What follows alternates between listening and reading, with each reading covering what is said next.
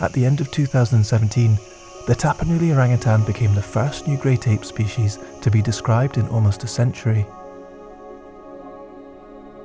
After years of research, scientists determined that these orangutans were genetically and morphologically distinct from both Sumatran and Bornean orangutans. This meant they qualified as a whole new species.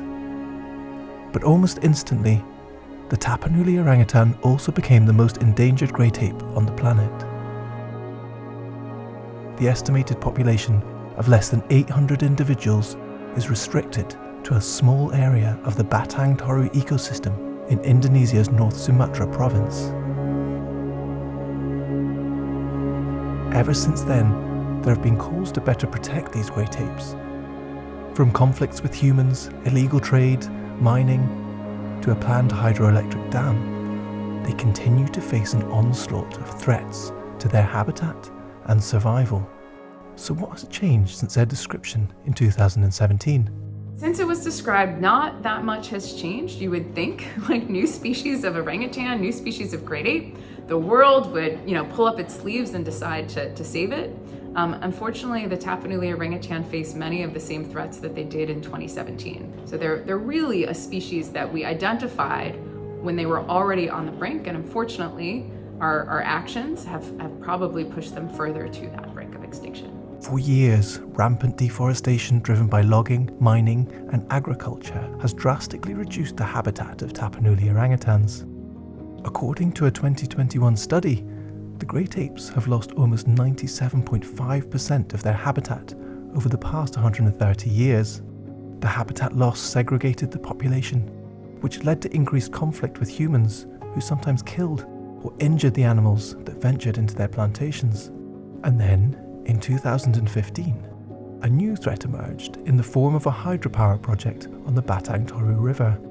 The Chinese-backed dam, which is still under construction, is expected to supply clean energy to people in North Sumatra, but it cuts across regions in the forest where the largest of the three populations of the orangutans live. This risks further fragmentation of their habitat and threatens to cut off the connectivity between populations. The $1.6 billion project was meant to be completed in 2022, but delays due to the COVID-19 pandemic pushed the opening to 2026. This is a dam that it's being built in an area that had the most dense populations of Tapanuli orangutans before the project started. So the population is segmented into 3 different blocks. It will permanently separate these blocks. So the west, the east, and the south will be permanently separated. And the reason you want orangutans to move between these populations is so you have genetic diversity. Their reproduction cycle is very, very slow, and this dam is making their survival that much more difficult. The Batang Toru Dam project was controversial, long before the Tapanuli orangutans were identified as a new species. People living in surrounding areas have opposed it over fears that they will lose their homes and livelihoods. There have also been efforts to silence resistance to the project. Protests have been shut down, public discussions interrupted, and threats made to those critical of the project. Pertama, dalam itu sejak 2018 ya Walhi mulai mengadvokasi investasi di sektor PLTA di Batang Toru. Nah, di awal itu juga permasalahannya juga selain misalnya kontekstual dari asesmen kita memutus koridor orangutan. Nah gitu Bang, jadi di lapangan sendiri kalau untuk desa sekitaran pembangunan bendungannya itu masih polemik lah.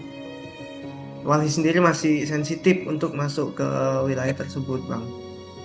Beberapa kali kita coba masuk gitu ke sana teman-teman, tapi kondisinya belum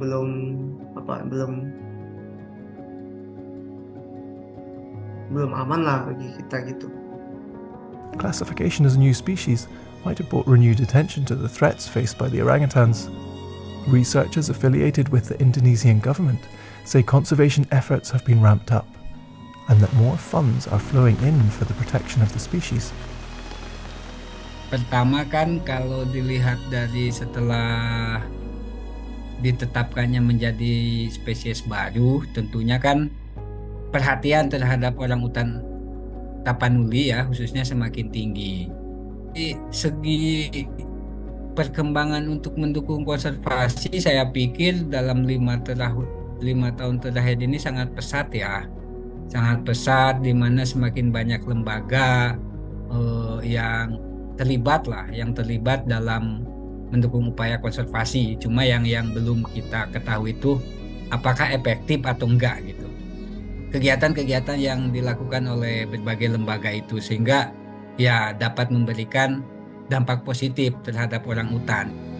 But activists and advocacy organizations say a strong will and concerted efforts are still lacking. Really, part of the issue is there really isn't a plan. I mean, so there are good things happening. There's some groups working on trying to change land designations and landscape level planning. There are some groups working with communities, but unfortunately there hasn't really been a real coordinated effort between these multi-layers of stakeholders. And the Tapanuli orangutan are the ones who lose out. So what does the future hold for Tapanuli orangutans? Experts see the scenario playing out in one of two ways. Either a coordinated approach is implemented successfully to save the orangutans, or the grim scenario where disjointed efforts continue and fail to halt the ongoing decline of the species.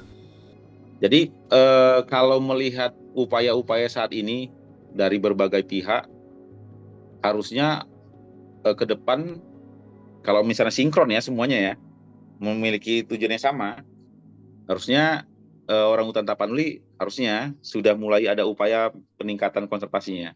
Tapi kalau misalnya masih melakukan masing-masing, nggak akan jauh berbeda dengan saat ini. Kalau ini kan proyeksi saya ya, kalau saya melihat kalau misalnya itu benar-benar punya sama, tujuan yang sama, memang tujuannya sama, pemerintah lokalnya mendukung, pemerintah daerahnya, masyarakatnya oke, bersedia misalnya memberikan ruang sedikit, saya yakin itu akan semakin baik. For now though, it's hard to be optimistic about the future of the world's most endangered species of great ape. It is possible that they will survive in the highlands where they've been. So, they prefer the lowlands, but they've managed to make a niche out of this area. So the West Block is the most viable, and it's possible that that population will survive. But at the current rate, what scientists say is if more than 8 adults are killed a year, the species will be on a path to extinction.